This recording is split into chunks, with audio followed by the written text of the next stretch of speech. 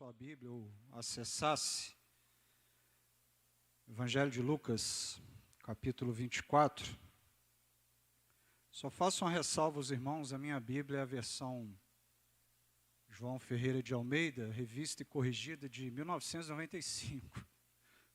Sou mais velho que ela, mas é uma versão que eu gosto muito, acredito que seja talvez diferente da maioria dos irmãos, mas vai estar sendo projetado aqui também, e os irmãos fiquem à vontade.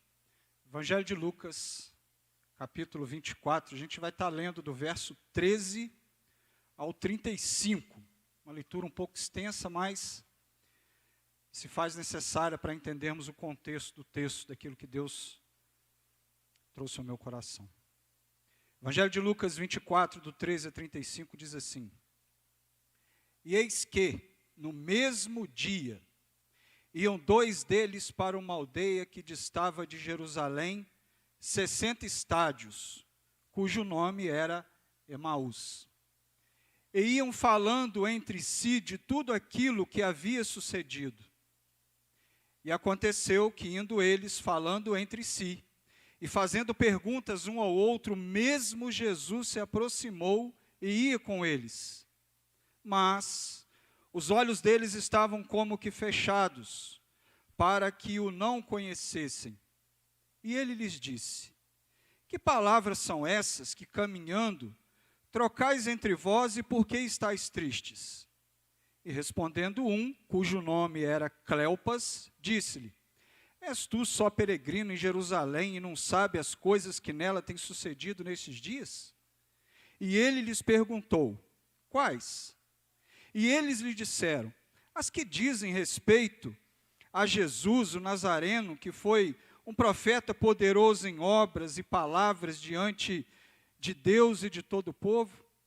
E como os principais dos sacerdotes e os nossos príncipes o entregaram à condenação de morte e o crucificaram. E nós esperávamos que fosse ele o que remisse Israel. Mas agora, com tudo isso, é já hoje o terceiro dia desde que essas coisas aconteceram.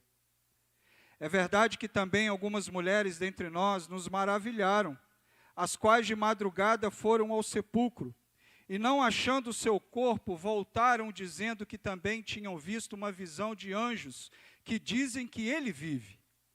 Que dizem que ele vive. E alguns dos que estavam conosco foram ao sepulcro, e acharam ser assim como as mulheres haviam dito, porém não o viram. E ele lhes disse: Ó nécios e tardos de coração, para crer tudo o que os profetas disseram. Porventura não convinha que o Cristo padecesse essas coisas e entrasse na sua glória? E começando por Moisés e por todos os profetas, explicava-lhes o que dele se achava em todas as Escrituras. E chegaram à aldeia para onde iam, e ele fez como quem ia para mais longe. E eles o constrangeram, dizendo: Fica conosco, porque já é tarde, e já declinou o dia. E entrou para ficar com eles. E aconteceu que, estando com eles à mesa, tomando o pão, o abençoou, partiu-lhe e lhe deu. Abriram-se-lhe então os olhos, e o conheceram, e ele desapareceu-lhes. E disseram um para o outro: Porventura não ardia em nós o nosso coração, quando pelo caminho nos falava e quando nos abria as Escrituras? E na mesma hora, levantando-se, voltaram para Jerusalém, e acharam congregados os 11, e os que estavam com eles, os quais diziam: Ressuscitou verdadeiramente o Senhor e já apareceu a Simão. E o verso 35.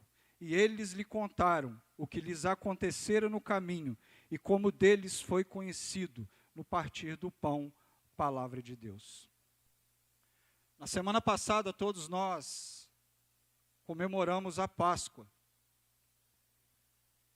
E ao longo de toda a história bíblica, a Páscoa sempre apontou para aquilo que João Batista declara de uma forma incisiva, que está escrito no Evangelho de João, capítulo 1, verso 29. Eis o Cordeiro de Deus, que tira o pecado do mundo. A Páscoa, que é a festividade cristã, um dos momentos, um dos atos da história cristã, que aponta para a ressurreição do nosso Senhor e Salvador Jesus Cristo. E a Bíblia como um todo, principalmente na declaração de João Batista, de Gênesis a Apocalipse, nos aponta para o cumprimento dessa palavra que vem se dar por meio do verdadeiro Cordeiro de Deus, que é Jesus Cristo. E aí, se a gente para estudar de forma especial, em particular, o Antigo Testamento, a gente vai se deparar com várias passagens que nos mostram os momentos das marcas de sangue sobre os umbrais das portas. A gente vai se deparar com passagem que fala a respeito dos sacrifícios que eram feitos no templo, sacrifícios de animais. Porém, agora aqui, queridos, nesse tempo, nesse contexto, dessa história lida, narrada aqui pelo evangelista Lucas, a Páscoa passa a ter um novo significado, porém um significado completo, com a morte e principalmente também a partir da ressurreição do Senhor Jesus. A Páscoa significa isso para nós. E de tudo que nós ouvimos aqui, na semana passada, enquanto palavra de Deus que foi a nós ministrada, uma fala dita pelo pastor Alain, dentre tantas, claro, uma fala dita por ele trouxe uma confirmação ao meu coração em relação a essa palavra. Essa palavra, irmãos, que eu posso dizer em outras palavras, ela já vinha batendo a porta do meu coração. Em determinado momento da mensagem de semana passada, o pastor Alain falava sobre dificuldades, sobre preocupações, sobre tribulações, e ele disse que nós não podemos deixar que as preocupações roubem a nossa paz, tirem a nossa confiança, porque se somos cristãos de fato, confiamos naquele que vive pelos séculos dos séculos. Em outras palavras, foi mais ou menos isso que ele disse. E, queridos, isso é uma grande verdade. Isso é uma grande verdade. Eu, em particular, aprendo e tenho aprendido, e creio que todos nós sabemos, mas muitas das vezes esquecemos de colocar em prática, que circunstância nenhuma, independente de que área for, independente de que situação seja, circunstância nenhuma deve ser motivo para te fazer parar. Circunstância nenhuma deve ser motivo para te fazer paralisar, para nos cegar o entendimento, fazendo com que dessa maneira chegamos a um grau de falta de intimidade com Deus, medíocre, como dito agora há pouco, de tal forma que não consigamos enxergar a presença do Senhor caminhando conosco.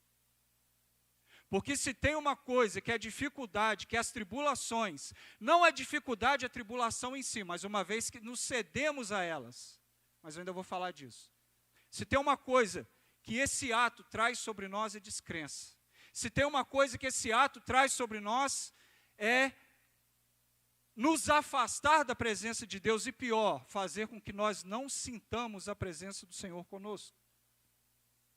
Então, circunstância nenhuma, independente do que você possa estar vivendo hoje, circunstância nenhuma pode te parar. Circunstância nenhuma pode te paralisar. E circunstância nenhuma pode cegar o teu entendimento em relação de que o Senhor caminha contigo. Por mais que às vezes, talvez, em meio a essas mesmas circunstâncias, em meio a essas mesmas dificuldades, não venhamos a sentir a presença dEle. Mas Ele está ali. Que a gente jamais venha duvidar disso.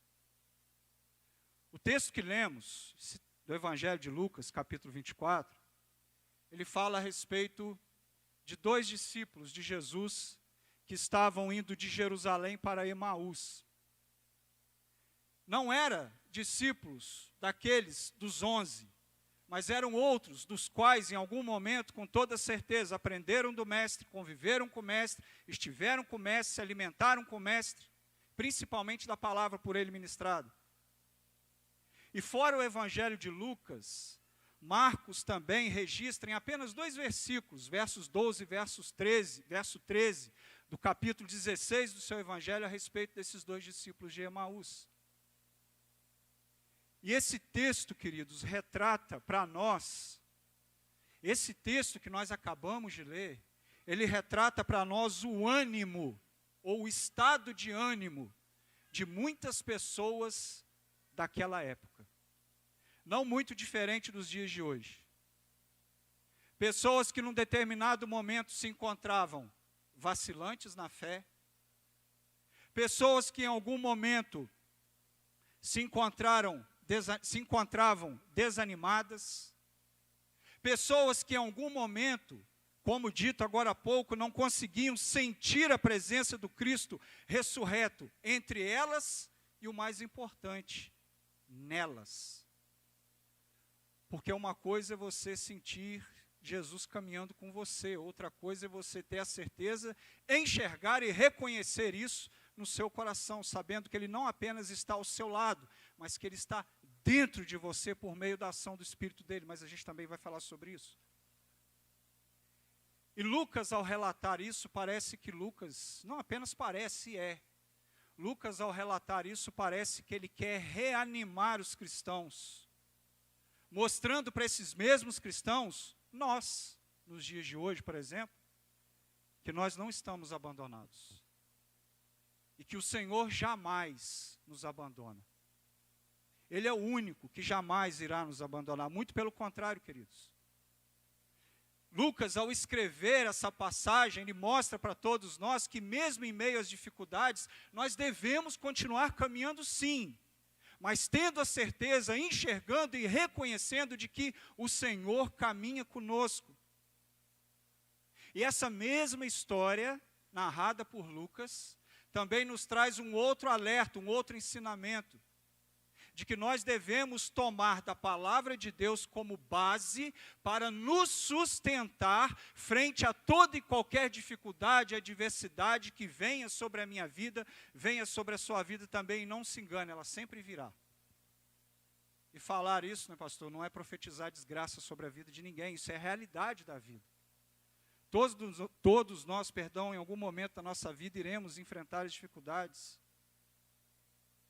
No terceiro ponto também, essa mesma palavra narrada por Lucas, nos mostra que Jesus, Jesus, é a plena manifestação da palavra de Deus. E tanto é verdade que ao longo da caminhada aqui com esses 2 discípulos, num determinado momento ele começa a expor a palavra para esses mesmos discípulos, com o intuito de encorajar esses mesmos discípulos, que até aquele presente momento estavam descrentes. Haviam se esquecido que existia uma promessa. E detalhe, Jesus também estava trazendo ânimo ao coração daqueles homens, assim como traz ao nosso nos dias de hoje, principalmente em meio às adversidades, para fazer aquilo que a palavra diz, trazer à memória o que dá esperança, para nos lembrar que eu e você, todos nós, devemos ser evangelizadores para o reino de Deus, para a glória de Deus em primeiro lugar.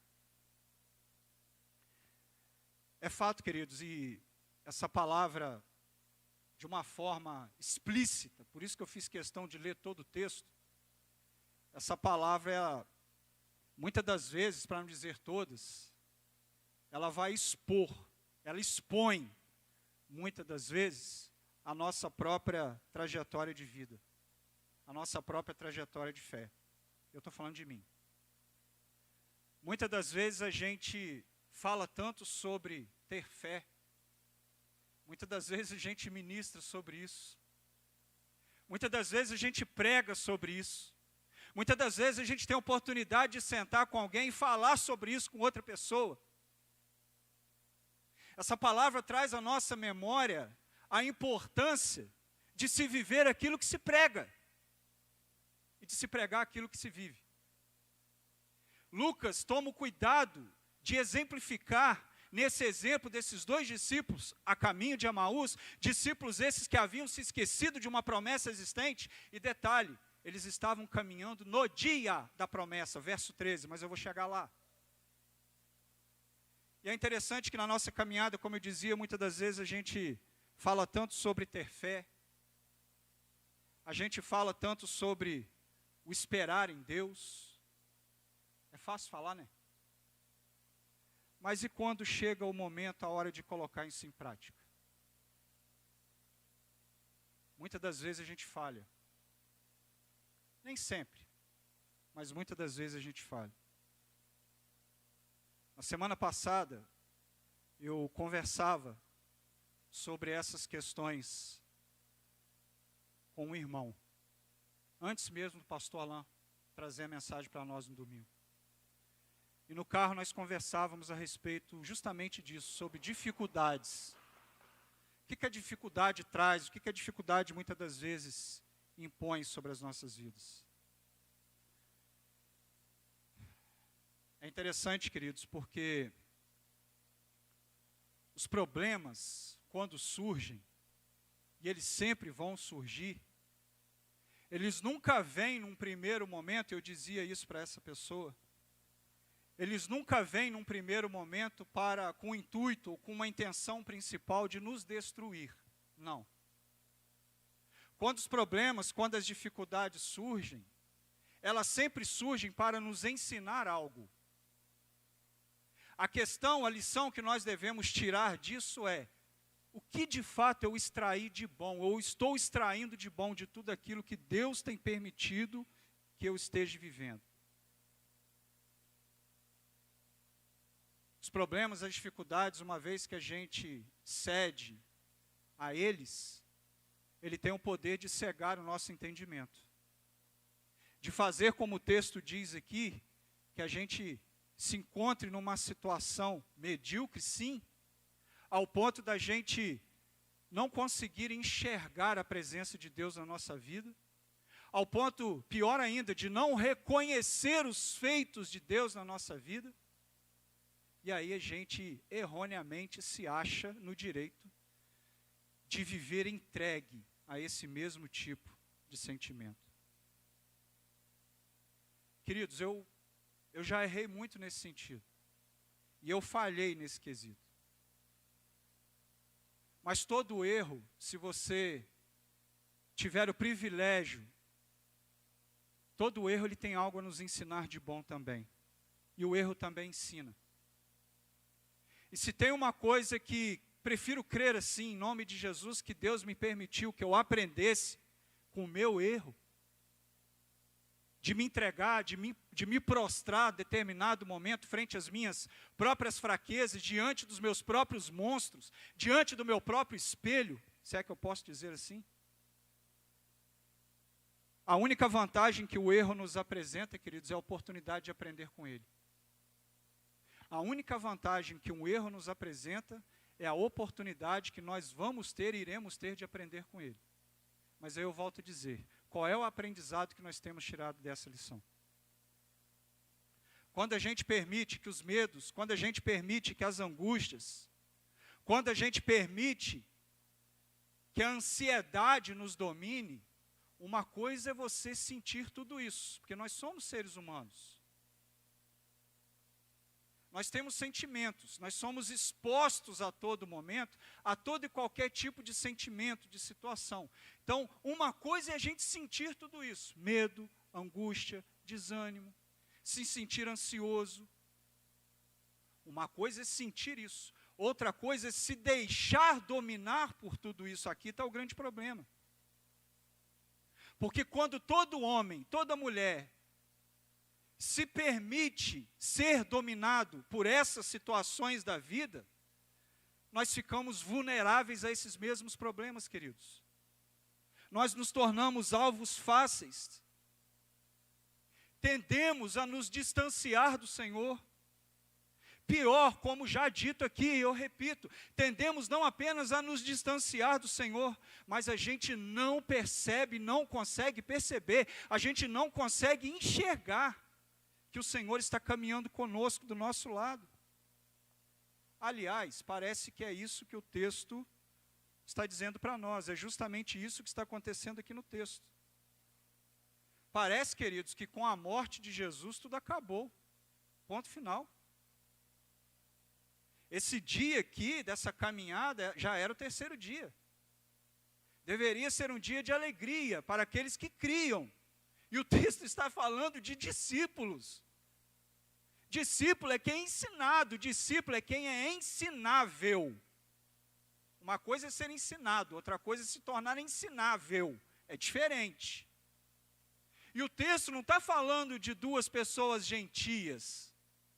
O texto não está falando de dois descrentes. Não.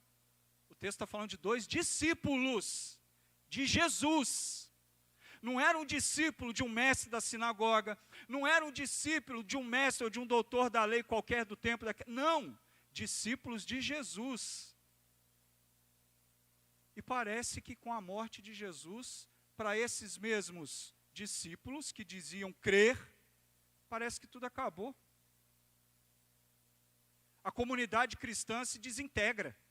Basta a gente ler alguns relatos dos evangelhos. Parece que todos se dispersam. Parece que tudo acabou, literalmente. A gente vai ler relatos nos evangelhos que outros se trancam entre paredes, atrás de portas, acuados no seu medo, acuados na sua angústia. Acuados, posso dizer porque a palavra me dá essa base, acuados na sua descrença, no seu esquecimento de que existia uma promessa. Qual era a promessa? É o que foi pregado semana passada. Ele vive. A promessa era, está aqui, a gente leu. Nécios, porventura não sabiam vocês, não deveria ser, é a minha versão, Rodrigo Ferreira, não deveria saber vocês que era do conhecimento de todos que o Cristo haveria de padecer, mas que ao terceiro dia haveria de ressuscitar? Eles se esqueceram que eles estavam no terceiro dia. E aí parece que tudo acabou. Parece que é o fim de tudo. Como eu dizia, outros se trancaram. Outros tantos voltaram ao seu passado. Voltaram a práticas antigas. Lembra de Pedro? O que Pedro faz? Volta a pescar. Parece que tudo acabou, queridos. Parece que tudo acabou. Aqueles homens haviam se esquecido da promessa do Senhor. Como tudo que acaba, parece que também não existia mais alegria, parece que não existia mais esperança. Queridos, nós não temos o que temer. Se nós de fato somos cristãos, discípulos do Senhor, nós não temos o que temer. Ele está conosco. Ele está caminhando conosco, ao nosso lado, não atrás, não na frente, do seu lado.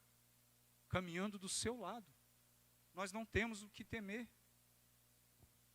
E esse texto de Lucas também, como todo filme, como todo livro que tem ali no seu contexto um enredo, um início, meio e fim, esse texto de Lucas também ele vai nos mostrar, ele relata para nós aqui dentro desses versículos lidos, um pequeno drama relatado em alguns atos. Porém, esse mesmo drama, ele vem acompanhado dos ensinos pedagógicos de Jesus, e Jesus usa a própria palavra ao final desse ato, num primeiro momento, para exortar esses dois discípulos quanto à descrença deles. E num segundo momento, para fazer com que a chama voltasse a queimar novamente no coração desses homens. Mas a gente também vai chegar lá. Num primeiro momento, queridos, esse texto ele vai narrar para nós, ele fala para nós do momento aqui do encontro de Jesus com esses dois discípulos. E eu acho interessante o que vai relatar para nós aqui o verso 13, na minha versão. Eu acho interessante o que relata aqui o início do verso 13. Olha o que diz o verso 13 aí. E eis que, no mesmo dia, no mesmo dia, diz aqui o início do verso 13. Fica uma pergunta para nós aqui, que dia? No mesmo dia, diz o versículo, mas a pergunta é, que dia? Que dia é esse? Qual é a representação desse dia? Vamos trazer para a nossa realidade. Que dia é esse para mim? Que dia é esse para você? O que você tem vivido hoje? tem feito você fazer com que de fato você reconheça esse dia? Que dia é esse? A palavra de Deus nos pergunta. Para todos aqueles que estão em Cristo, verdadeiramente, estar em Cristo no sentido firme, confiante, de conseguir não apenas ver Jesus, mas reconhecer Jesus caminhando ao seu lado, para todos esses, esse mesmo dia que diz aqui o verso 13, era e continua sendo nos tempos de hoje, um dia de alegria. Dia de boas notícias, dia de esperança, porque era o terceiro dia, o dia do cumprimento da promessa. Então aquele e aquela que verdadeiramente está em Cristo, e Paulo usa muito o verbo estar, no sentido de posicionamento, para aqueles e aquelas que verdadeiramente estão em Cristo, nova criatura aqui já é café com leite, que já era para estar sendo há muito tempo. Para aqueles que verdadeiramente estão em Cristo, seria um dia exultante. Esses discípulos deviam estar ansiosos, mas no bom sentido da palavra. Não sei se existe não, mas já saiu. Esses discípulos deveriam estar ansiosos no bom sentido da palavra. Exultantes por ver, por enxergar o Senhor. E o Senhor estava do lado deles. E eles não estavam vendo, até estavam vendo, mas não estavam enxergando, não estavam reconhecendo. Então que dia é esse? Para aqueles que estão em Cristo era o dia da ressurreição. Para aqueles que estão firmes em Cristo, com o coração, a mente, a confiança, a palavra é essa, a confiança confiante, firme em Jesus, era o dia da ressurreição, era dia de alegria, era dia de esperança. Mas para os discípulos ao caminho de Emaús, era simplesmente o terceiro dia da morte de Jesus. Dia de desânimo, dia de tristeza, dia de abatimento, dia de descrença, dia de dúvidas, com toda certeza. Porém, queridos, o verso 13 continua. Olha o que vai dizer o resto do verso 13. E eis que no mesmo dia, iam 2 deles para uma aldeia que distava de Jerusalém 60 estádios, cujo nome era Emaús. De repente, ao termo de repente, no caminho surge quem? Jesus. Jesus surge sem que num primeiro momento seja reconhecido pelos seus discípulos. Jesus surge e não é reconhecido pelos discípulos. Por quê? Porque os olhos daqueles homens, queridos, estavam cegos a respeito da proximidade de Jesus para com eles. Eles não conseguiam sentir, eles não conseguiam discernir, porque a tristeza era tamanha. Eles estavam completamente entregues a um estado de descrédito, de desconfiança, de tristeza, afundado ali nas suas dúvidas, nos seus questionamentos.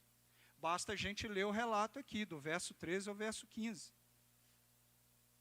Diz o verso 13, que esses 2 discípulos caminharam cerca de 60 estádios, ou seja, mais ou menos aí 11 quilômetros, entre Jerusalém e Emaús.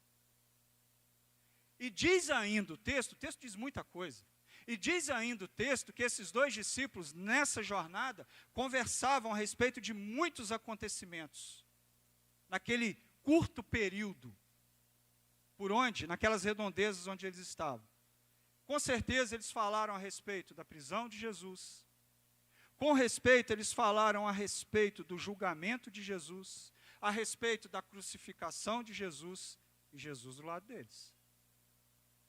Enquanto falavam, diz a palavra que Jesus se aproxima, segue com eles, mas seus olhos estavam fechados para não reconhecerem o Cristo, é o que nos fala aí o verso 16.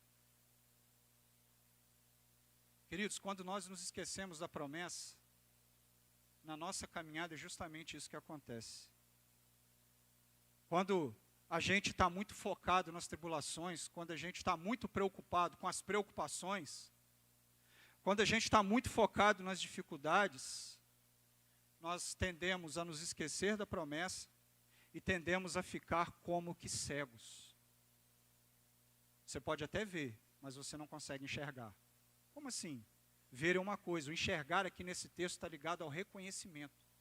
Você não consegue reconhecer a ação de Deus sobre a sua vida. Você acha que tudo é desgraça, que tudo é o fim. Venha quem vier, pregar o que tiver que pregar, falar o que você já sabe. Aliás, tudo que está sendo falado aqui não é novidade para ninguém nessa noite. Mas isso não entra no nosso coração. Porque em algum momento a gente se permitiu se entregar, se prostrar frente aos problemas.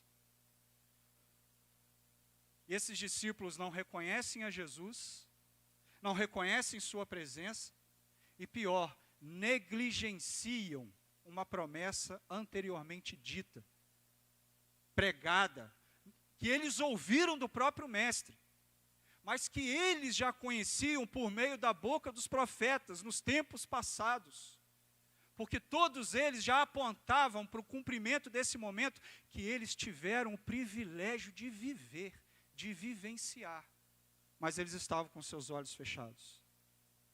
Mas eu acho interessante que, a partir do verso 17, aqui a partir do verso 17, quando Jesus os pergunta, que palavras são essas que caminhando trocais entre vós, por que estáis tristes? Ou seja, Jesus aqui está dando uma oportunidade para aqueles homens, para que eles possam expor a realidade do seu coração. Oportunidade essa que nos tempos de hoje, queridos, tem sido dada para mim, tem sido dado para você, para que você possa entender e reconhecer de que você não está sozinho, de que você não está sozinha, de que Ele vive, glória a Deus por isso, e de que Ele está caminhando e deseja continuar caminhando com você do seu lado. Jesus dá uma oportunidade para aqueles homens, para que eles possam expor o que está em seus corações e sua mente, por mais que eles saibam, mas Ele queria ouvir. Por isso que ele puxa o assunto por meio da pergunta do verso 17. Que palavras são essas que caminhando aí, vocês andam falando entre vocês, e por que vocês estão tristes? É claro que ele sabia, mas ele queria ouvir. Uma pergunta que não vem acompanhada de julgamento, uma pergunta que não vem acompanhada de moralismo. O desejo do coração do Senhor era conhecer a intenção e o coração daqueles homens. Porém, queridos, como já dito e vou repetir de novo, a dificuldade que aqueles homens estavam vivendo frente à sua descrença não permitiu que eles reconhecessem quem era o Senhor. Porém, simplesmente ver não basta. A gente precisa reconhecer o Senhor. E num segundo momento, diante da oportunidade de expressar a sua realidade, um dos discípulos, porque esse texto só dá nome a um, Cleopas, diante dessa oportunidade que Jesus dá, quando ele faz a pergunta que fez, que está aqui no verso 17, Cleopas então expõe com clareza toda a situação, e ele faz ali uma curta narrativa, chega a perguntar ao Senhor, porque ele não estava reconhecendo que era Jesus. Jesus também estava em um corpo glorificado, obviamente, mas ele faz, és tu um peregrino qualquer que tem andado por aqui e não está sabendo o que está acontecendo? Você está perdido na história? Você não sabe o que está acontecendo? E eu acho interessante que Jesus, claro que se ele fala que não caberia, que seria uma mentira, óbvio. Mas eu acho interessante que ele pergunta, quais acontecimentos? Instigou ainda mais para que aqueles homens expusessem, abrissem o seu coração para o Senhor. E em meio à sua exposição, em meio à sua lamúria, porque se você, nós lemos aqui de uma forma rápida, né? Mas se você parar com calma e ler o texto com calma, quando você chegar no verso 21, que é a resposta derradeira de Cleopas, o verso 21 expõe de fato, permita, pastor, a mediocridade da fé daquele discípulo naquele momento. O verso 21 diz, é Cleopas respondendo para Jesus, e nós esperávamos, por isso que na hora que eu li eu até frisei o verbo, está no passado, e nós esperávamos que fosse ele o que remisse, que fosse ele que remisse Israel, mas agora, com tudo isso, morreu. É já hoje o terceiro dia, nem assim eles se lembraram, ele responde, nem assim ele se lembra. É hoje já o terceiro dia, desde que essas coisas aconteceram. E aí, queridos, diante dessa resposta de Cleopas, Jesus então os adverte. E a advertência de Jesus vem no verso 25, após ouvir toda a narrativa daqueles discípulos. Você percebe aqui a respeito do dia que o verso 13 fala? Ao responder para Jesus no verso 21, o discípulo diz que esperávamos. Quer dizer, eles esperavam, portanto agora eles já não esperam mais nada. Estavam descrentes. A ideia transmitida aqui por Lucas é de uma fé frustrada, de uma fé decepcionável, desanimada, desiludida, e de uma certa forma passa até uma ideia de revolta daqueles discípulos para com Jesus, pois todas as esperanças daqueles discípulos, queridos, estavam desfeitas. Como já dito, o texto nos fala, seus olhos estavam fechados. Esses homens caminhavam com Jesus, mas não conseguiam perceber nem reconhecer nada. Eles estavam tristes, desanimados, quando na verdade eles deveriam estar alegres, exultantes, por estarem vivenciando o terceiro dia, que era o dia da ressurreição do Senhor. Quantas vezes, queridos, na nossa caminhada a gente não se encontra assim? Quantas vezes nossa vida se torna como uma via sacra de lamento? Quantas vezes na nossa caminhada a gente não faz da nossa caminhada uma caminhada de tristeza, de reclamação, de murmuração, nada está bom? Na nossa caminhada, com toda certeza, a gente vai enfrentar diversos tipos de problemas. Inclusive, a pior delas, que são as nossas próprias fraquezas. Porém, ao trilhar o nosso próprio caminho de Emaús, e a mensagem, o título, para essa mensagem, será que eu posso falar assim, que me veio ao coração, é justamente esse, o nosso caminho de Emaús? Quando a gente, muitas das vezes, pelas nossas próprias fraquezas, insiste em caminhar por caminhos assim, a gente se torna como que pessoas cegas, literalmente. Mas a gente tem que ter uma certeza e nunca se esquecer de algo.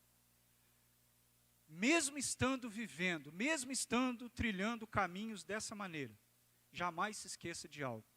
Você não precisa estar sozinho. Eu não vou dizer que você não estará, porque a gente nunca vai estar sozinho. O problema é que muitas das vezes a gente, por meio das nossas angústias, por meio das nossas fraquezas, por meio do nosso entregar a essas dificuldades, a gente acaba acreditando que a gente está sozinho. Você não precisa acreditar que você está sozinho.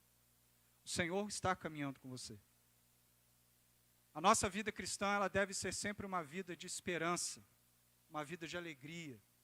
Sim, por quê? Porque Ele vive. O Senhor vive, Ele ressuscitou. E uma das dúvidas, talvez mais cruéis, que estava no coração desses discípulos, talvez o texto não fala a respeito disso, mas o contexto do texto nos leva a refletir sobre isso, ou pode nos levar a refletir sobre isso. Como conciliar o fato de Jesus ser quem era, como conciliar o fato de Jesus ser amado do Pai, poderoso em obras e em palavras, e mesmo assim ser pregado numa cruz como um criminoso? Como conceber, como pensar numa situação como essa? Eles haviam se esquecido da promessa. Eles haviam se esquecido da palavra antes pregada pelos profetas e também já dita para eles pelo próprio Senhor Jesus. Essa era a dúvida que ecoava no coração daqueles homens. Essa era a dúvida. Mas Jesus novamente responde para eles que era necessário que o Filho do Homem padecesse e passasse por tudo que passasse, mas que ao terceiro dia ele haveria de ressuscitar, como aconteceu. E aí em cima dessa certeza que Jesus coloca para eles a partir do verso 25, essa palavra traz um ensinamento para nós, queridos. Por que não buscar então uma fé perfeita? Por que então não viver de fato o que o salmista vai expressar para nós lá no Salmo 46, verso 1? Quando diz o salmista: Deus é o nosso refúgio e fortaleza, socorro bem presente, principalmente no dia da alegria, não é isso que diz o texto? Dia da angústia. Dia esse que eles estavam vivendo. Mais uma prova de que eles, sendo discípulos do Senhor, haviam se esquecido da promessa. E diante disso, queridos, Jesus tem então uma resposta para eles que é literalmente o verso 25. Jesus responde para eles aqui no verso 25. Ó nécios e tardos de coração, para crer tudo o que os profetas disseram. A palavra nécio na Bíblia é encontrada principalmente no livro de Provérbios. Mas o que significa ser nécio? Uma pessoa desprovida de conhecimento, de sabedoria, de discernimento e de entendimento. Nesse momento aqui, esses discípulos se encontravam nessa situação. O descrédito desses discípulos para o testemunho, por exemplo, das mulheres que haviam visto o túmulo vazio, e a imaturidade de ambos faz com que Jesus desse a resposta que deu aqui no verso 25. Jesus os chama a atenção, Jesus os exorta, trazendo eles para a realidade. E aí eles continuam a caminhada, e a partir então desse momento, a caminhada se torna um reaprendizado acerca da missão de Jesus, que Jesus havia confiado ao coração de cada discípulo seu. Embora, queridos, esses discípulos tenham convivido com o Senhor, embora esses discípulos em muitos momentos talvez tivessem sido instruídos pelo próprio Senhor Jesus, eles não conheciam até esse exato momento verdadeiramente o Deus ao qual eles diziam servir. E aqui a coisa aperta. Qual tem sido verdadeiramente o nosso grau de intimidade para com o Senhor? Qual tem sido verdadeiramente o nosso grau de intimidade com o Senhor? É difícil quando você chega a uma certa altura da sua caminhada e você se depara com um questionamento desse. E quando esse questionamento chega, é sinal de que alguma coisa, para não dizer tudo, ou muitas coisas estão erradas. Por isso eu disse no início que eu aprendo com erro. Porque se tem uma coisa boa que o erro nos proporciona, é de aprender o certo com ele. Você tem a oportunidade de fazer de novo. E foi isso que Jesus trabalhou, a partir de então, no coração desses discípulos. A gente tem que tomar muito cuidado, queridos, com os caminhos de Emaús na nossa vida. O caminho de Emaús, na nossa caminhada, muitas das vezes, ele pode simbolizar para mim e para você um caminho de desistência. Frente a uma dificuldade, seja ela em que área for, financeira, emocional, sentimental, saúde, não sei. Eu não conheço a sua, eu sei das minhas. Mas a gente tem que tomar muito cuidado com esses caminhos. Porque esses caminhos, eles tendem, literalmente, a não apenas nos deixar cegos, mas fazer o principal, fazer com que a gente não sinta a presença do Senhor. Trabalhando no nosso coração uma certeza, entre aspas, falsa, de que Jesus nos abandonou. Isso não é verdade. O Senhor caminha com você. O caminho de Emaús, ele pode representar também o caminho da falência dos nossos sonhos, do propósito de Deus no nosso coração. O caminho de Emaús, dependendo do que você esteja vivendo, ou já viveu, ou possa vir a viver, se você não buscar viver verdadeiramente uma fé firmada no Senhor, crendo que se você está passando por aquilo, primeiro, teve uma permissão de Deus, queridos. Nada acontece sem a permissão dele. Uma coisa eu aprendi também, nem tudo que Deus permite significa que ele aprove. Mas se ele permitiu, é porque aquele algo tem algo a nos ensinar. Esse é o X da questão que Lucas trata no texto. Esses discípulos precisaram passar por essa caminhada, escutar a exortação que escutaram, teve a palavra exposta aos seus corações pelo próprio Senhor, e aí no partir do pão, já no finalzinho do texto, diz a palavra que o Senhor então que eles reconhecem o Senhor, e o Senhor então desaparece-lhes, na minha versão, desaparece-lhes da presença. E detalhe mais importante, apesar de toda a descrença que eles estavam vivendo até ali, momentos atrás, eles haviam presenciado, recebido notícias, eles tiveram algumas evidências de que Jesus já havia ressuscitado. Antes de que Jesus já havia ressuscitado, eles tinham uma evidência principal da qual eles haviam se esquecido, que foi quando o próprio Senhor disse que ao terceiro dia haveria de ressuscitar. A principal de todas eles se esqueceram.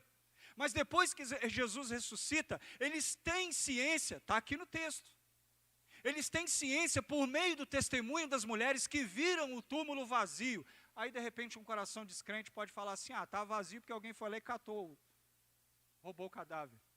Mas que discípulo é esse? Se é para pensar assim, que tipo de discípulo é esse?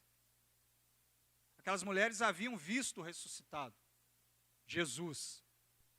E aquelas mulheres comprovaram com seus olhos que o túmulo estava vazio. O que dizer então da evidência dada pelos próprios anjos? E rolaram a pedra, se assentaram sobre a pedra. A quem procurais? Jesus não está mais aqui, ele ressuscitou. Os anjos eram mentirosos? Estava faltando fé mesmo. É o estado de descrença que esses homens se encontravam, desanimados. E aí, para chegar nesse ponto, eu refleti dessa maneira nesse texto, é o que veio ao meu coração. Qual tem sido o meu grau de intimidade para com Deus? Queridos, isso dói. Isso dói. E tem que doer. É o que a palavra diz, que o amor de Deus por nós nos constrange, deve nos constranger. Deve nos constranger. Num terceiro e último momento, caminhando aqui para encerrar, Jesus então, ele abre as Escrituras, expõe as Escrituras para os discípulos, diz o texto começando lá por Moisés, Jesus expõe as Escrituras, trazendo à memória daqueles dois homens aquilo que poderia dar-lhes esperança. E ao expor as Escrituras, porque a verdade está aqui, a verdade que liberta está aqui. Não apenas escrita em João capítulo 8, verso 32, não, mas de Gênesis e Apocalipse. A verdade está aqui manifesta, exposta para todos nós. E Jesus, quando lhe mostra as Escrituras, Jesus está apontando para Ele mesmo, que era o Cristo,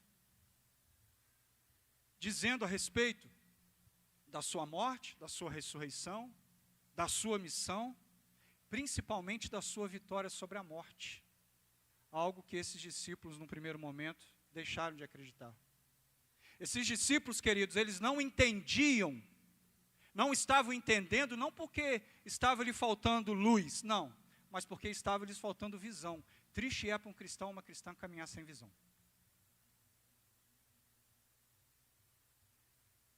Triste é para um cristão, para uma cristã, caminhar sem destino, sem saber por onde está andando. Quer um exemplo prático disso? Não vale dizer que você conhece de qual é salteado o quarto da sua casa.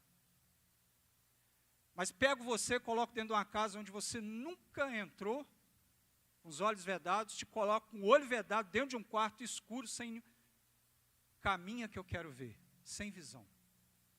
Você vai descobrir por que o dedinho mindinho existe.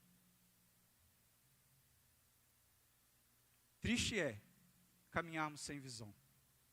E de repente, de novo, de repente, um encontro com Jesus muda tudo. Aleluia, glória a Deus por isso. De repente, um reencontro com Jesus muda tudo. Ele te faz lembrar que você não está sozinho, que você não está sozinha. Ele te faz lembrar que você faz parte de um corpo, que você não é uma ilha. Ele te faz lembrar de coisas que até então você abria a boca para falar, mas que muitas delas esquecia de viver.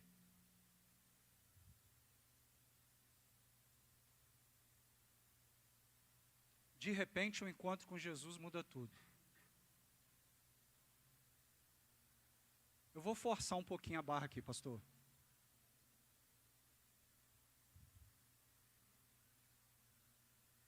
A gente vai fazer mais um encontro com Deus. Aí existem uns crentes, como eu, que dizem que já tiveram um encontro com Jesus e que não precisa disso. Deixa eu te falar uma coisa. Em Cristo. Em Cristo. Deixa essa máscara cair. Se permita ter um reencontro com o Senhor, como eu tive. Como eu tive.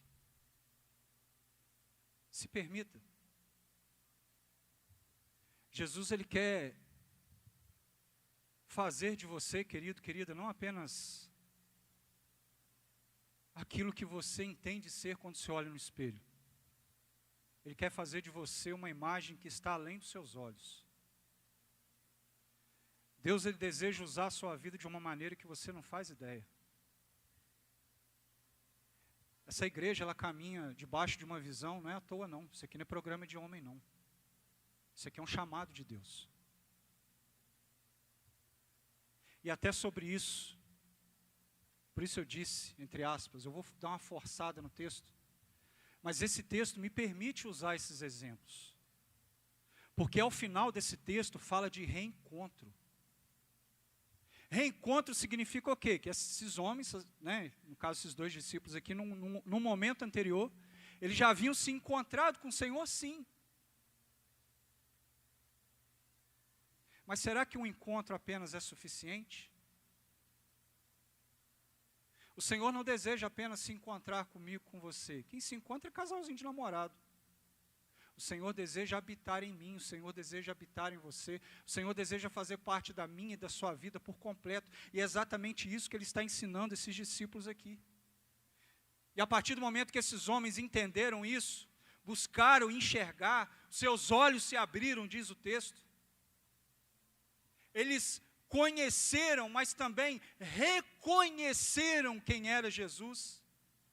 Diz a palavra de Deus que os seus corações voltaram a arder de novo, aleluia, glória a Deus. O seu coração arde hoje, querido? O seu coração arde hoje? Arde pela presença do Senhor? O seu coração arde hoje, para quem sabe, se dispor a abrir uma célula na sua casa, porque Deus está te chamando, não é de hoje. Ou será que o seu coração finge arder apenas para ser mais um participador ao longo das semanas? Deus não quer que você participe, Deus quer que você seja parte, é diferente. Aliás, a gente trabalha muito isso com os nossos adolescentes, participação, envolvimento e comprometimento. Nem todo mundo que participa se envolve, nem todo mundo que se envolve se compromete.